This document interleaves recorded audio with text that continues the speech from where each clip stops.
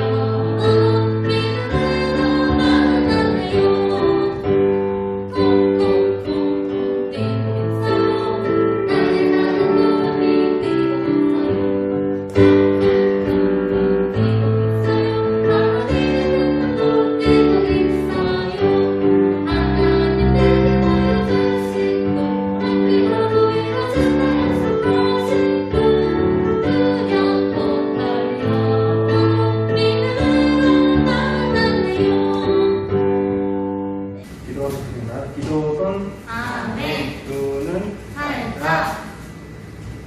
하나님 아버지 감사합니다. 오늘 저희학교에 하나님께 예배드리기 위해 이 자리에 모여주셔서 정말 감사합니다. 네.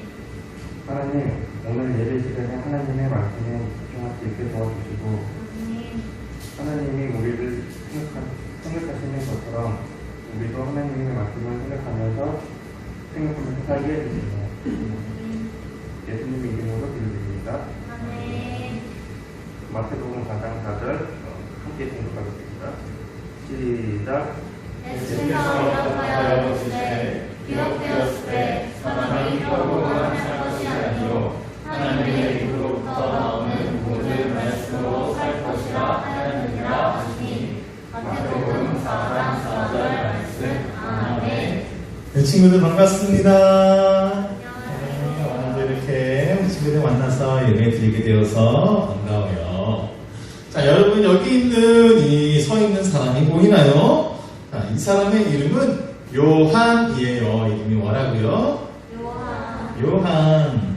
이 요한은 강가에서 사람들에게 하나님의 말씀을 전하고 또 세례를 주었기 때문에 이 사람은 세례 요한이라고 불렸어요. 뭐라고요? 세례 요한. 그래요. 세례 요한이 말씀을 전하는 곳에는 많은 사람들이 몰려들었대요.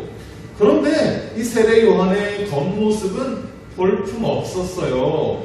낙타의 털로 만든 옷을 입었는데 이 옷을 얼마나 오래 입었는지 옷이 너덜너덜해져 있었고 허리에 가죽띠를 메었는데 그 가죽띠도 아주 오래돼 보였어요. 이 세례 요한은 집도 없이 여기저기를 떠돌아다녔고 맛없고 하찮은 음식들을 먹고 다녔대요. 그런데 이런 요한이 회개하라 천국이 가까이 왔느니라 라고 말씀하셨을 때, 외쳤을 때에 많은 사람들이 그 말씀을 듣고 자기의 죄를 고백하고 새롭게 살겠다고 결심하고 그 의미로 강에서 세례를 받았어요. 세례란 내가 이제 다시 태어날 거예요 라는 의미로 물속에 푹 들어갔다가 나오는 그런 의식이에요. 그런데 어느 날 이 세례 요한이 말씀을 전하는 곳에 예수님께서 오셨어요. 세례 요한은 예수님을 바로 알아보았어요. 그래서 사람들에게 이렇게 소개했어요. 보라, 세상 죄를 지고 가는 하나님의 어린 양이로다. 세례 요한은 이 예수님께서 우리의 죄를 위해서 오신 분이라는 사실을 분명히 알았던 거예요. 그런데 예수님께서 세례 요한에게 오셔서 나도 너에게 세례를 받아야 되겠어 라고 하시는 거예요. 세례 요한은 깜짝 놀라서 아니에요, 제가 예수님께 세례를 받아야 되는데 무슨 말씀을 하시는 거예요? 라고 이야기했는데 예수님은 아니야, 내가 이렇게 해서 하나님의 뜻을 이루는 것이 좋은 일이야 라고 하셨어요. 세례 요한은 예수님께 순종하는 마음으로 예수님께 세례를 주었어요. 그런데 예수님께서 물속에 들어갔다 나왔더니 놀라운 일이 일어났어요. 갑자기 하늘에서 빛이 내려오면서 저기 비둘기 보여요. 하나님의 성령이 비둘기처럼 예수님 위에 머물러 계시는 거예요. 그리고 하늘에서는 하나님의 음성이 들려왔어요. 이는 내 사랑하는 아들이요 내 기뻐하는 자라. 하나님의 음성을 듣고 사람들이 처음부 다 깜짝 놀랐어요. 예수님이 바로 하나님의 아들이시라는 사실을 하나님께서 직접 보여주신 거예요. 그런데 이런 놀라운 일이 있은 다음에 예수님은 광야로 들어가셨어요. 광야란 아무것도 없는 사막과 같은 곳이에요. 거기서 예수님은 아무런 음식도 드시지 않은 채 40일 동안 기도를 하셨어요. 40일 기도가 끝나니까요, 갑자기 사탄 마귀가 찾아와서 예수님을 시험하기 시작했어요. 마귀의 첫 번째 시험은 내가 만약 하나님의 아들이면, 네가 진짜 하나님의 아들이야?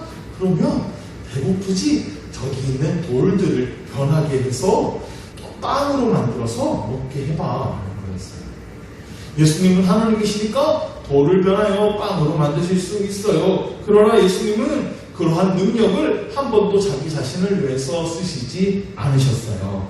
예수님은 지금 아주 많이 배가 고픈 상황이시지만 그 시험에 넘어가지 않으셨어요. 그래서 예수님이 이렇게 대답하셨는데요, 사람이 떡으로만 살 것이 아니요 하나님의 입으로부터 나오는 모든 말씀으로 살 것이라 하였느니라. 이렇게 대답하셨어요. 나는 떡을 위해, 먹을 것을 위해 사는 것이 아니라 성경 말씀을 위해서, 하나님의 말씀을 이루기 위해서 살아간다라고 대답하신 거예요.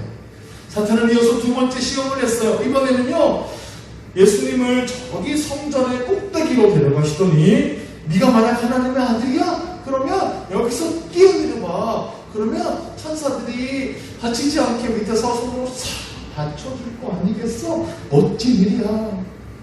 하나님께서 정말 그렇게 지켜주시는지 하나님을 시험해 보라는 거예요. 예수님은 다시 대답하셨어요. 주 너의 하나님을 시험하지 말라 하였느니라. 성경에는 하나님을 시험해 보지 말라고 말씀하셨어요. 우리는 우리를 지켜주시는 하나님을 믿어야 돼요.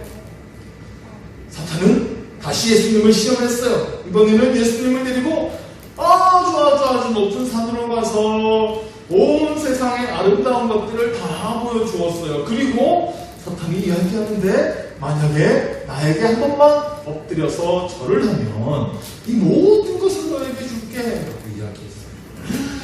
세상의 모든 것을 다 가질 수 있다면 얼마나 멋진 일일까요? 예수님은 그런데 그 시험에 대해서 이렇게 대답하셨어요. 성경에 주 너의 하나님께 경배하고 다만 그를 섬기라 하였느니라. 역시 성경 말씀으로 대답하신 거예요. 우리는 세상의 모든 것을 가질 수 있다고 하더라도 오직 하나님만 섬겨야 돼요. 왜냐하면 하나님은 세상의 그 어떤 것보다 소중하고 우리에게 중요한 분이기 때문에 그래요. 사탄은 결국 예수님에게서 물러갔어요. 그리고 천사들이 나타나서 예수님을 섬겨주었어요. 예수님은 사탄의 모든 유혹을 이겨내셨어요. 어떻게 이겨내셨죠? 이 성경 말씀을 통해 이겨내셨어요. 우리에게도 이런 유혹들이 찾아올 때가 있어요. 부모님께 거짓말을 하고 싶은 마음이 들 때, 아니면 친구에게 나쁜 말을 하고 싶을 때, 혹은 시험 칠 때 친구의 답을 몰래 보고 싶을 때, 이외에도 우리 마음속에 사탄이 나쁜 생각과 행동을 하게 하는 그런 마음을 유혹할 때가 있어요. 그때에 우리는 어떻게 해야 될까요? 우리도 예수님처럼 하나님의 말씀으로 시험을 이겨내야 해요. 시험을 이긴다는 것은 우리를 유혹하는 사탄에게는 안 돼! 라고 말하고 하나님께는 예! 라고 말하는 거예요. 우리를 유혹하는 사탄에게 안 돼! 라고 말하는 것이 쉽지 않아요. 우리의 힘으로는 그것들을 다 이겨낼 수가 없어요.